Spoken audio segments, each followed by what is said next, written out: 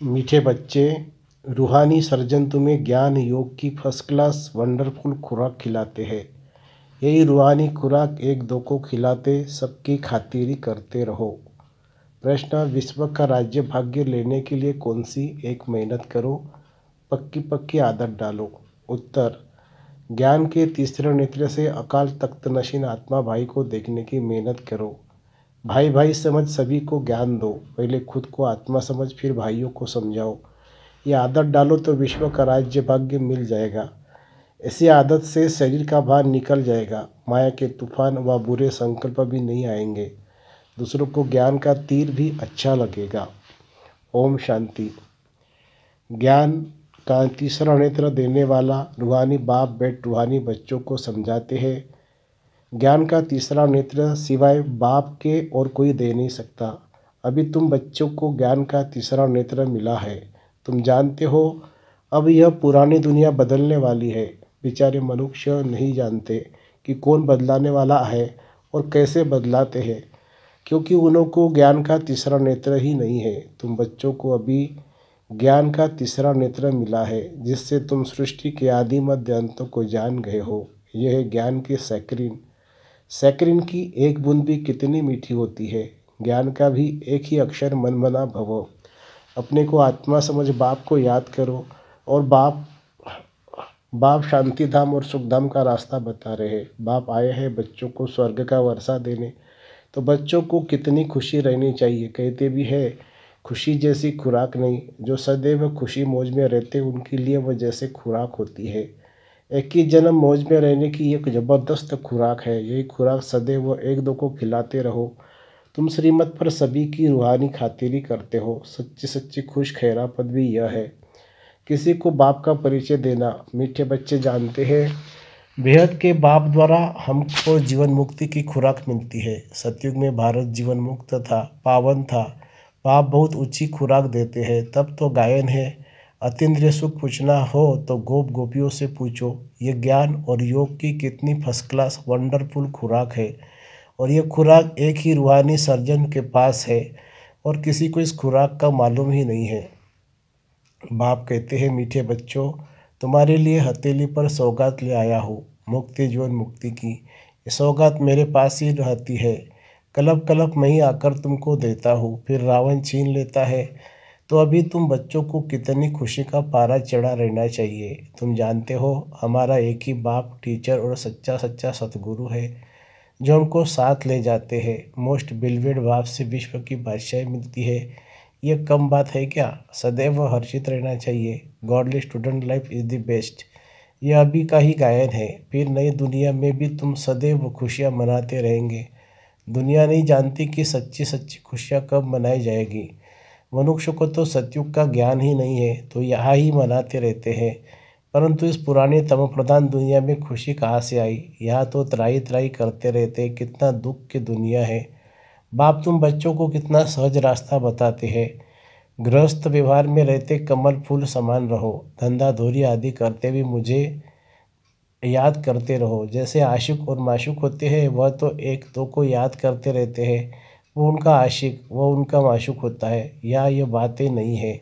या तो तुम सभी एक माशूक के जन्म जन्मांतर से आशिक हो रहते हो। बाप तुम्हारा आशिक नहीं बनता। तुम उस माशूक को आने के लिए याद करते आए हो। जब खुद जास्ती होता है, जब दुख जास्ती होता है तो जास्ती सुमिरन करते हैं। तब तो गायन भी है, दुख में सुमिरन सब करे, सुख में करे न कोई। इस समय बाप भी सर्वशक्तिमान है। दिन प्रतिदिन माया भी सर्वशक्तिमान तम प्रदान होती जाती है। इसीलिए अब बाप कहते, मीठे बच्चे देही अभिमानी बनो।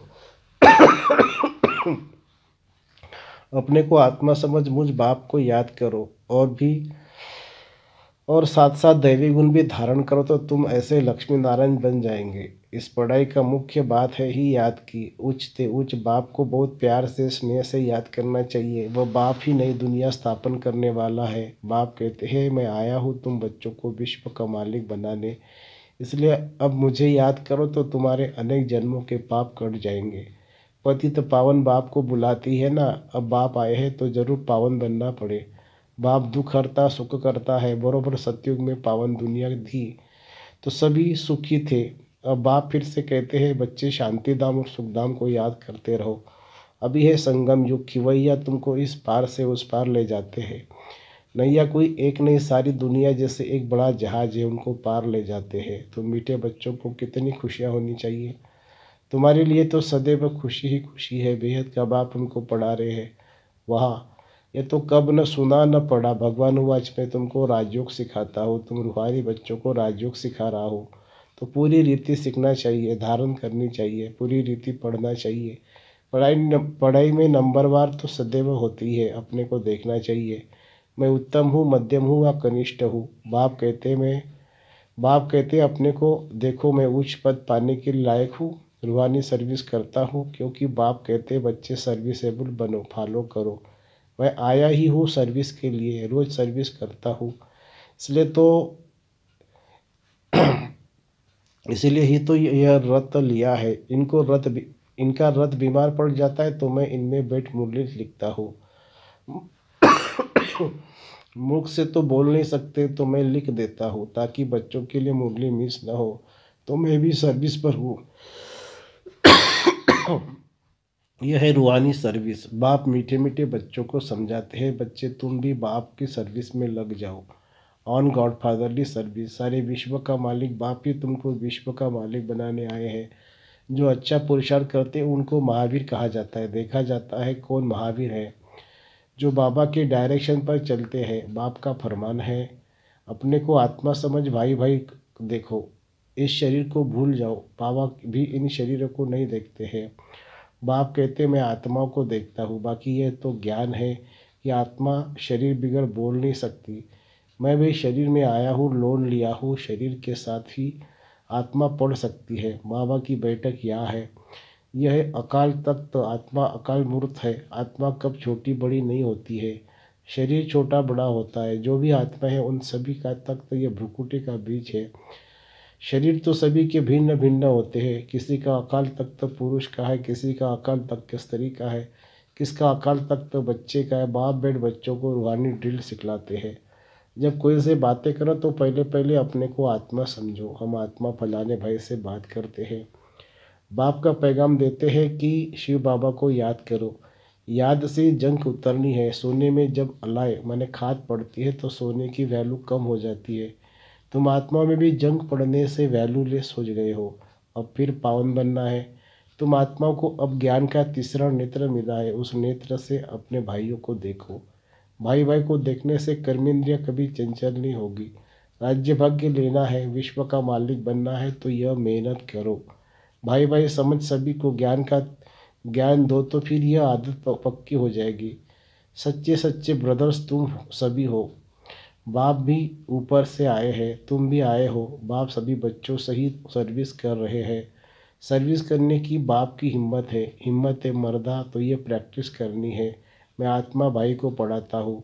आत्मा पढ़ती है ना, इसको स्पिरिचुअल नॉलेज कहा जाता है, जो रूहानी बाप से मिलती है। संगम पर ही बाप आकर यह नॉलेज देते हैं कि अपने को आत्मा समझो। तुम नंगे माने अशरीरी आए थे, फिर यहाँ शरीर धारण कर तुमने 84 जन्म पाठ बजाया है। अब फिर वापिस चलना है, इसलिए अपने को आत्मा समझ भाई भाई की दृष्टि से देखना है। ये मेहनत करनी है, अपनी मेहनत करनी है। दूसरे से हमारा क्या जाता। चैरिटी बिगिंस एट होम, अर्थात पहले खुद को आत्मा समझ फिर भाइयों को समझाओ तो अच्छी रीति तीर लगेगा। यह जौहर भरना है। मेहनत करेंगे तभी उच्च पद पाएंगे। बाप आए ही है फल देने के लिए, तो मेहनत करनी पड़े, कुछ सहन भी करना पड़ता है। कोई उल्टी सुल्टी बात बोले तो तुम चुप रहो। तुम चुप रहेंगे तो फिर दूसरा क्या करेगा। ताली दो हाथ से बजती है। एक ने मुख की ताली बजाए, दूसरा चुप कर दे तो वह आप ही चुप हो जाएंगे। ताली से ताली बजने से आवाज़ हो जाता है। बच्चों को एक दो का कल्याण करना है। बाप समझाते, बच्चे सदैव खुशी में रहना चाहते हो तो मनमना भव, अपने को आत्मा समझ बाप को याद करो। भाइयों माने आत्माओं को तरफ देखो, भाइयों को भी यह नॉलेज दो। योग कराते हो तो भी अपने को आत्मा समझ भाइयों को देखते रहेंगे तो सर्विस अच्छी होगी। बाबा ने कहा है भाइयों को समझाओ। भाई सभी बाप से वर्षा लेते हैं। ये रूहानी नॉलेज एक ही बार तुम ब्राह्मण बच्चों को मिलती है। तुम ब्राह्मण हो फिर देवता बनने वाले हो। इस संगम युग को थोड़े थोड़े ही छोड़ेंगे, नहीं तो पार कैसे जाएंगे, कूदेंगे थोड़ी। ये वंडरफुल संगम युग है, तो बच्चों को रूहानी यात्रा पर रहने की आदत डालनी है। तुम्हारे ही फायदे की बात है। बाप की शिक्षा भाइयों को देनी है। बाप कहते हैं मैं तुम आत्मा को ज्ञान दे रहा हूँ, आत्मा को देखता हूँ। मनुष्य मनुष्य से बातें करेंगे तो उनके मुंह को देखेंगे ना। तुम आत्मा से बात करते हो तो आत्मा को ही देखना है। वह शरीर द्वारा ज्ञान देते हो, परंतु इसमें शरीर का भान तोड़ना होता है। तुम्हारी आत्मा समझती है परमात्मा बाप हमको ज्ञान दे रहे हैं। बाप भी कहते हैं आत्माओं को देखना है। देखता हुआ आत्मा भी कहती है हम परमात्मा बाप को देख रहे हैं, उनसे नॉलेज ले रहे हैं। इसको कहा जाता है स्पिरिचुअल ज्ञान की लेन देन आत्मा के साथ। आत्मा में ही ज्ञान है, आत्मा को ही ज्ञान देना है। ये जैसे जोर है, तुम्हारे ज्ञान में यह जोर भर जाएगा तो किसी को भी समझाने से जड़ तीर लग जाएगा। बाप कहते प्रैक्टिस करके देखो, तीर लगता है ना। ये नई आदत डालनी है तो फिर शरीर का भार निकल जाएगा। माया के तूफान कम आएंगे, बुरे संकल्प नहीं आएंगे, क्रिमिनल आई भी नहीं रहेगी। हम आत्मा ने 84 का चक्र लगाया, अब नाटक पूरा होता है। अब बाबा की याद में रहना है। याद से ही तमो प्रधान से सतो प्रधान दुनिया के मालिक बन जाएंगे। कितना सहज है। बाप जानते हैं बच्चों को यह शिक्षा देना भी मेरा पाठ है। कोई नई बात नहीं है। हर 5000 वर्ष बाद हमको आना होता है। मैं बंधायमान हूँ, बच्चों को बैठ समझाता हूँ। मीठे बच्चे, रूहानी याद की यात्रा में रहो तो अंत मते सो गति हो जाएगी। ये अंतकाल है ना। मामे कम याद करो तो तुम्हारी सदगति हो जाएगी। यह देही अभिमानी बनने की शिक्षा एक ही बार तुम बच्चों को मिलती है। कितना वंडरफुल ज्ञान है। बाबा वंडरफुल है तो बाबा का ज्ञान भी वंडरफुल है। कब कोई बता ना सके अभी वापस चलना है। इसलिए बाप कहते मीठे बच्चों ये प्रैक्टिस करो। अपने को आत्मा समझ, आत्मा को ज्ञान दो। तीसरे नेत्र से भाई भाई को देखना ही है, बड़ी मेहनत है। अच्छा, मीठे मीठे सिखिल दे बच्चों प्रति माता पिता बाप दादा का याद प्यार और गुड मॉर्निंग। रूहानी बाप की रूहानी बच्चों को नमस्ते। हम रूहानी बच्चों की रूहानी माता पिता बाप दादा को याद प्यार, गुड मॉर्निंग, नमस्ते बाबा नमस्ते। धारणा के लिए मुख्य सार। जैसे बाप बच्चों की रूहानी सर्विस पर आए हैं, ऐसे बाप को फॉलो कर रूहानी सर्विस करनी है। बाप के डायरेक्शन पर चल खुशी की खुराक खानी और खिलानी है।